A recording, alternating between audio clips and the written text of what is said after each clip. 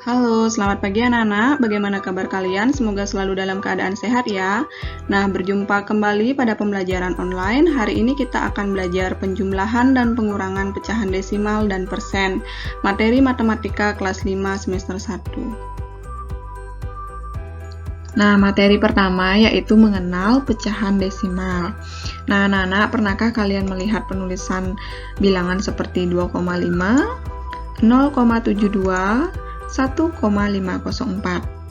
Nah, penulisan bilangan ini merupakan bentuk pecahan desimal. Nah, anak-anak kemarin kan sudah belajar tentang pecahan biasa dan pecahan campuran. Nah, pecahan desimal ini juga bisa loh dirubah menjadi pecahan biasa. Nah, bagaimana caranya? Coba perhatikan penjelasan berikut ini. Nah, Bu Guru awali dari yang 2,5 ya.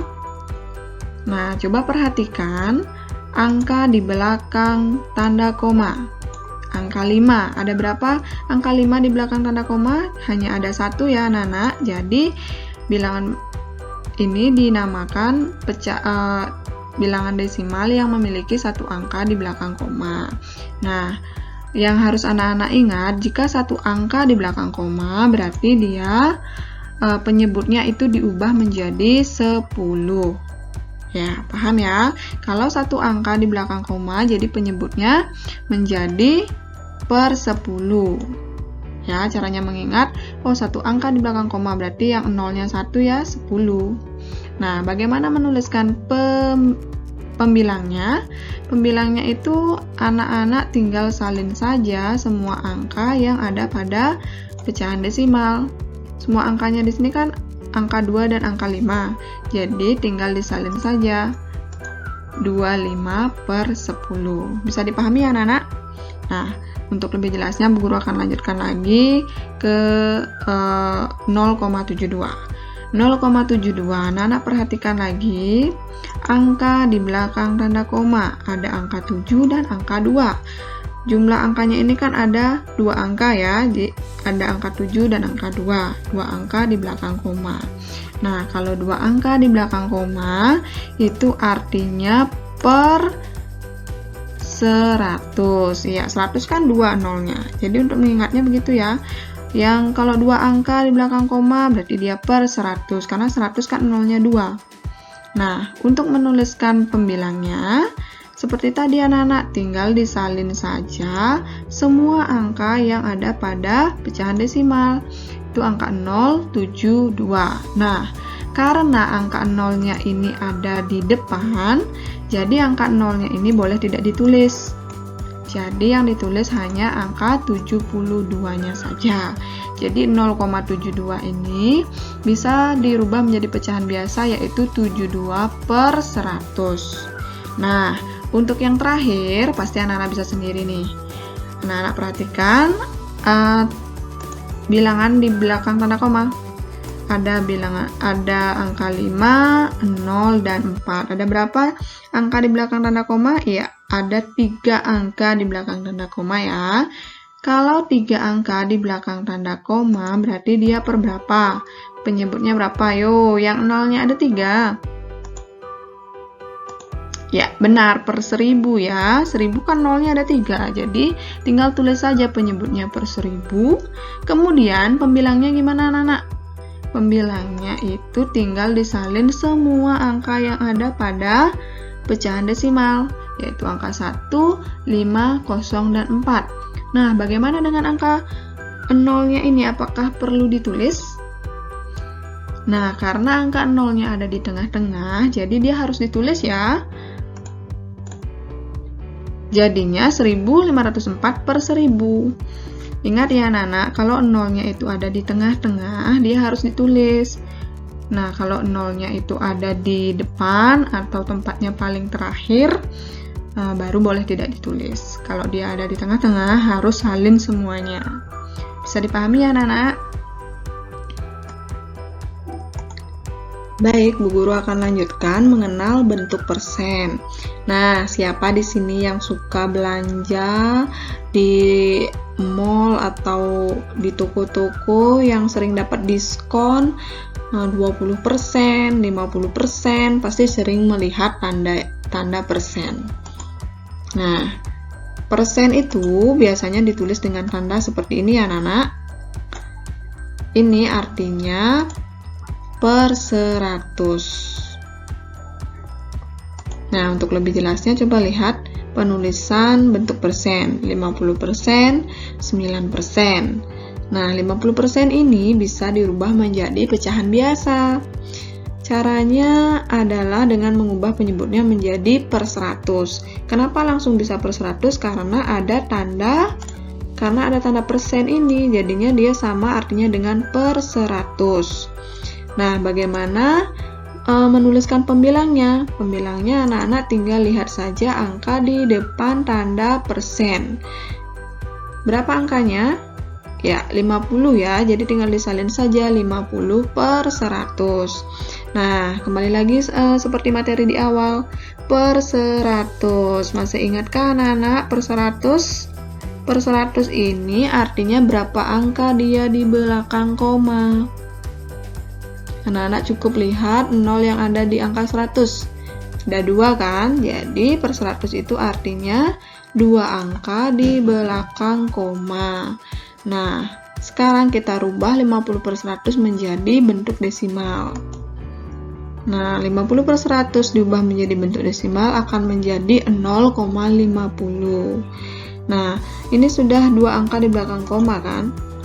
5 dan 0. 0-nya ini, 0 yang di depan. Di mana dapatnya? Ini tinggal ditulis saja karena dia cuma 2 angka di atas ini cuma 2 angka.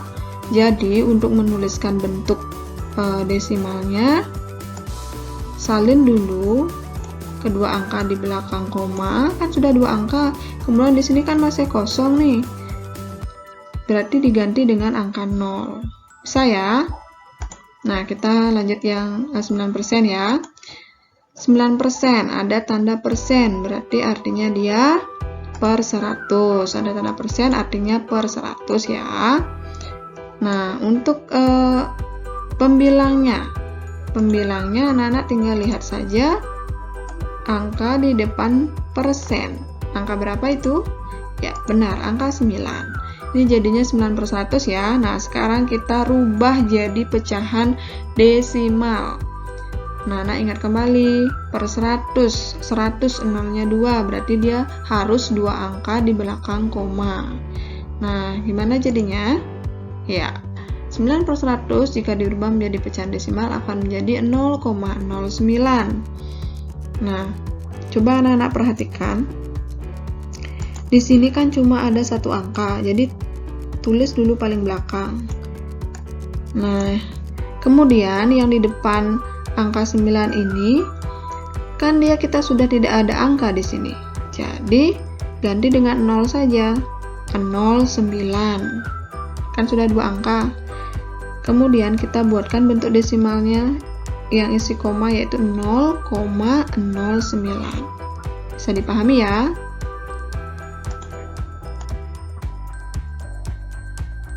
Nah, kita lanjutkan ke materi penjumlahan bilangan desimal.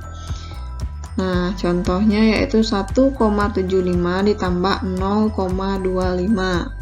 Penjumlahan desimal seperti ini, anak-anak bisa jumlahkan seperti penjumlahan biasa ya.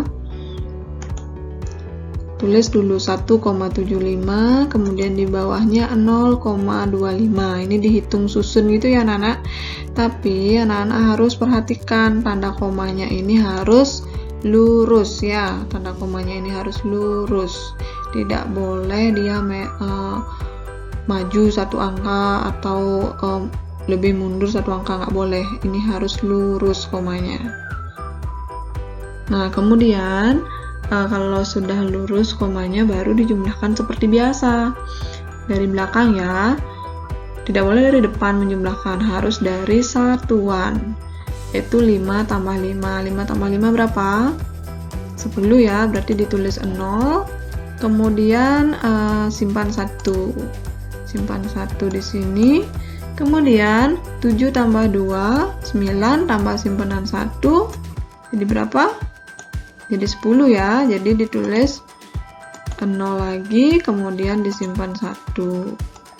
Nah, 1 ditambah simpanan 1 jadinya adalah 2. Jadi jawabannya 2,00. Nah, karena nolnya itu ada paling belakang, jadi boleh tidak ditulis. Jadi jawabannya cukup tulis 2 saja, boleh ya. Cukup tulis 2 saja. Baik, Bu Guru akan lanjutkan yang contoh kedua ya.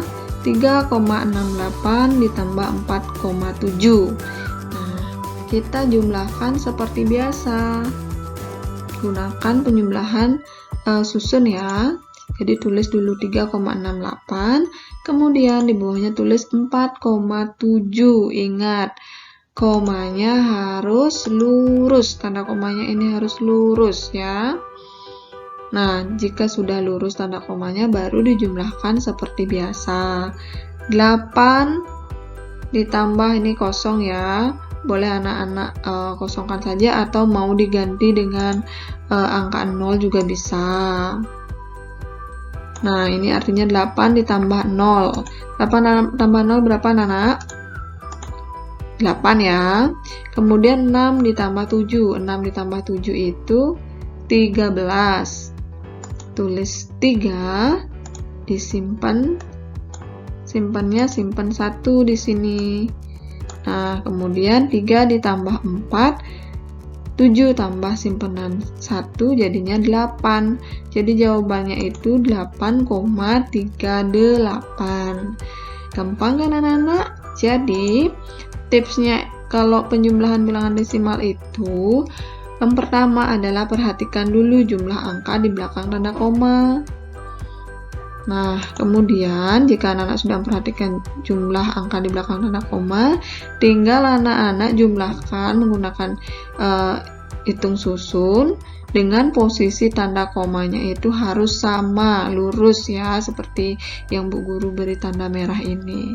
Tidak boleh dia ada lebih maju tulisannya atau mundur lagi 1 angka, nggak boleh. Jadi intinya tanda komanya ini harus lurus, ikuti yang di atasnya. Kemudian kalau sudah tanda komanya lurus ya anak-anak jumlahkan seperti biasa. Kalau di penjumlahan itu anak-anak harus ingat konsep menyimpan dalam penjumlahan. Ini kan menyimpan itu kan materi matematika kelas 1 ya, pasti bisa dong semua. Oke, bisa dipahami ya.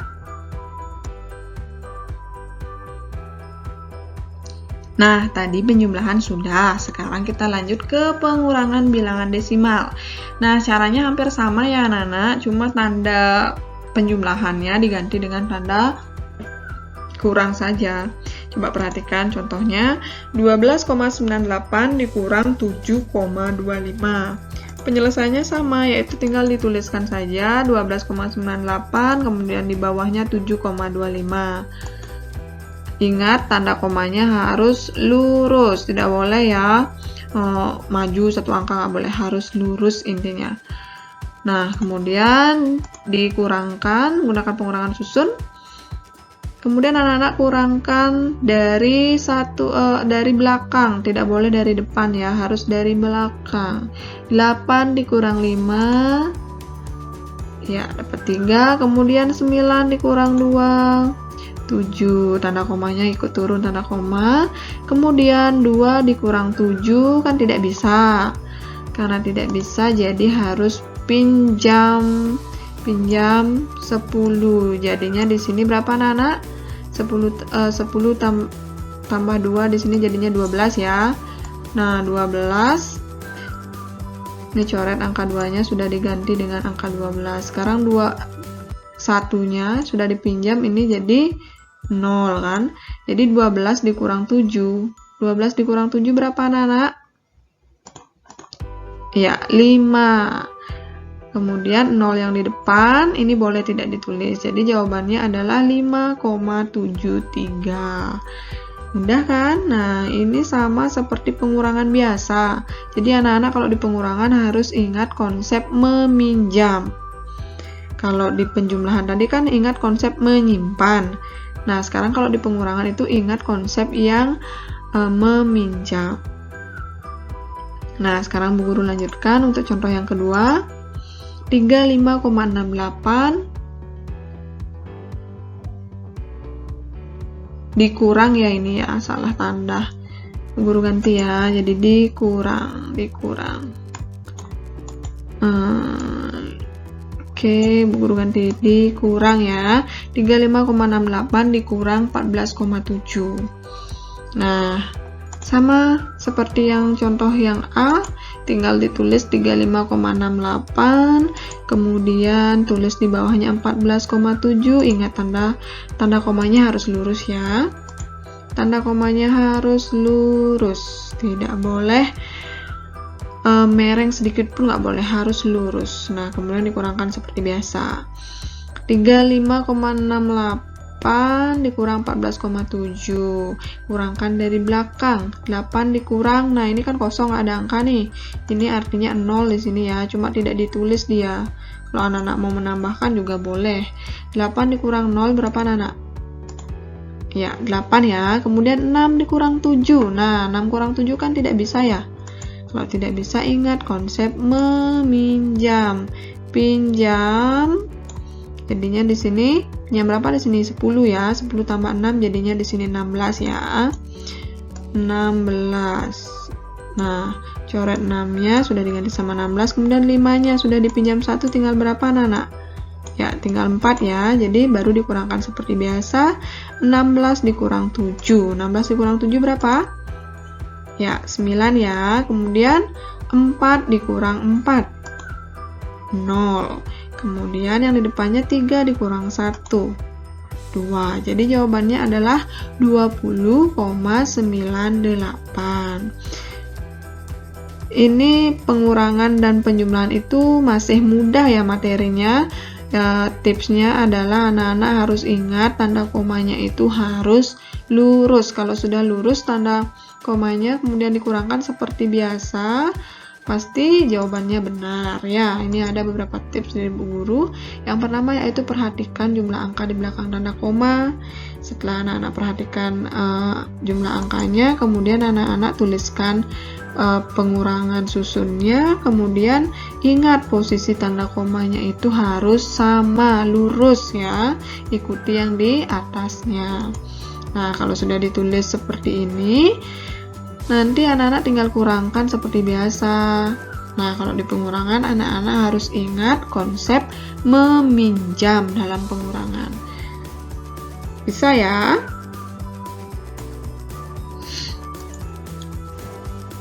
Nah, sekarang Bu Guru lanjutkan materi penjumlahan dan pengurangan bentuk persen ya. Contohnya langsung saja 60% ditambah 15%, itu sama dengan 75%. Nah, di mana dapat 75%? Gampang saja anak-anak, 60 itu tinggal dijumlahkan dengan 15, dapatnya 75. Tanda persennya ini tinggal disalin saja ya, jadi jawabannya 75%. Nah, untuk yang kedua 13% tambah 17%. Sama caranya, 13 dulu dijumlahkan sama 17. 13 tambah 17 itu dapat 30 ya. Kemudian tanda persennya tinggal disalin saja. Jadi jawabannya 30%. Nah, sekarang yang contoh pengurangan. 75% dikurang 30%. Jawabannya itu adalah 45%. Caranya sama, 75 itu dikurangkan dengan 30 dulu. Dapatnya berapa? 45. Kemudian tanda persennya tinggal disalin di belakang. Cukup satu saja ya ditulis tanda persennya, jangan keduanya. Nah, sekarang kita lanjut contoh yang kedua, pengurangannya 67% dikurang 25%. Nah, sama seperti yang di atas, 67 ini dikurang dengan 25, dapatnya berapa? 42 kan? Kemudian tanda persennya ya tinggal disalin saja. Nah, bagi anak-anak yang tidak bisa mengurangkan langsung, anak-anak juga bisa pakai pengurangan susun yang seperti tadi, misalnya 67 dikurang 25, yang kayak gini loh anak-anak. Bisa kok dikurangkan seperti ini ya. Nah, dikurang 7 kurang 5 itu 2 kan, 6 kurang 2 itu 4. Nah, tanda persennya ya tinggal disalin saja di sini. Nah, jadi jawabannya adalah 42%. Bisa ya anak-anak ya? Nah, sekian pembelajaran kita hari ini tentang penjumlahan dan pengurangan pecahan desimal dan bentuk persen. Nah, untuk memperdalam pengetahuan kalian tentang penjumlahan dan pengurangan bentuk persen dan desimal, silakan anak-anak kerjakan 10 latihan soal ini. Kerjakan pada buku latihan ya. Tulis yang rapi, sertakan caranya. Oke, selamat mengerjakan anak-anak. Tetap semangat belajar dari rumah ya.